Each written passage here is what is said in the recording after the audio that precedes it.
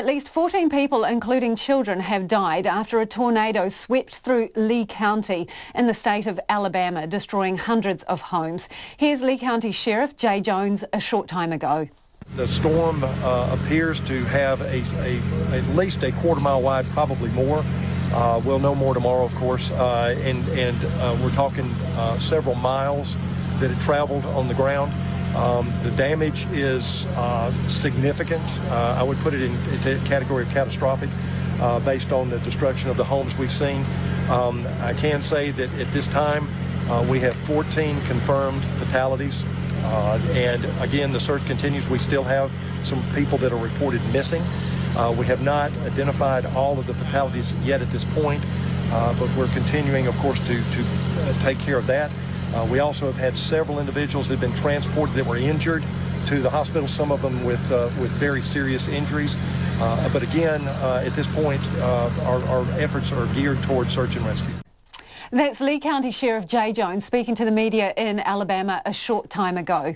Meteorologist James Spann, who is based in Birmingham, Alabama, told me authorities will be working through the night to pull bodies and the injured out of the rubble.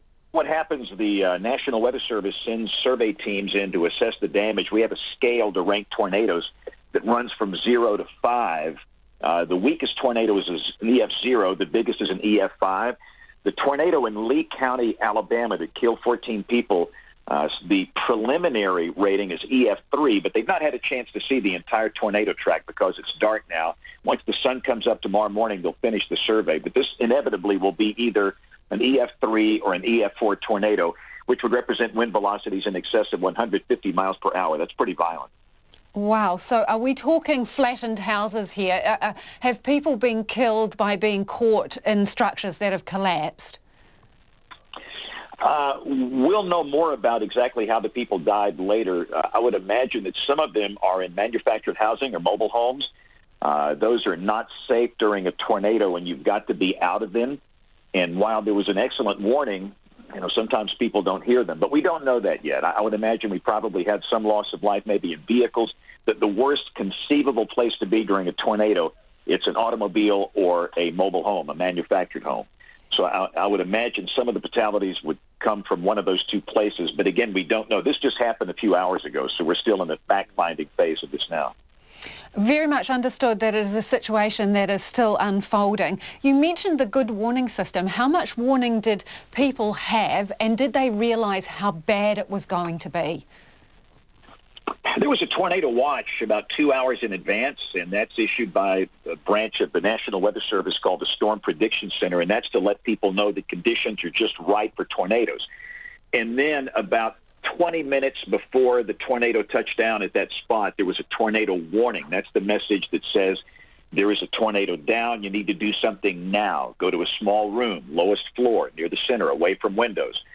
No cars, no mobile homes. So they had about 20 to 25 minutes lead time on the actual tornado warning, which is plenty of time to get to a safe place. And inevitably, some people don't hear the warnings, which is regrettable, but sometimes people just don't hear them. But then again, most people do. And we are at the start of our spring tornado season. We've started spring here in the United States. And in my part of the country, our core tornado season is the months of March, April, and May. So having tornadoes in March, it's not that unusual. But again, sometimes we still have loss of life. It's very tragic. We know that some of those that died were children. Some were adults. We'll know much more tomorrow morning when we get the word back from the coroner.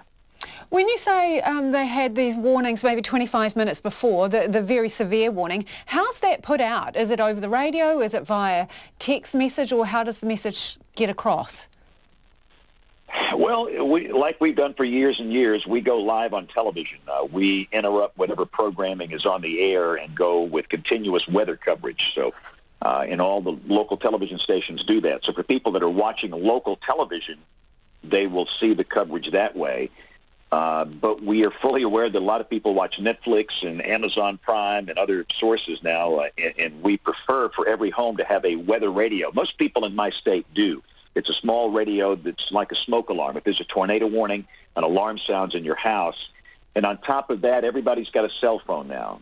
And most people with a cell phone should get the warning that way. In the United States, we have a service called Wireless Emergency Alerts, or WEA, and by default, you receive tornado warnings here. So in theory, most people should have heard the warning, but if by chance your phone's turned off or you don't have a phone or maybe you're taking a nap, sometimes people don't hear it. The greatest problem we have is the siren mentality. There's some people that believe they're going to hear an outdoor warning siren, and those have never been effective at reaching people inside a building. Never. They reach a few people outdoors. So we encourage people never rely on a siren. Be sure that you've got WEA on your phone, have a weather radio in your house, and just kind of pay attention. If the weather's dangerous, it's spring, just be aware of the circumstances.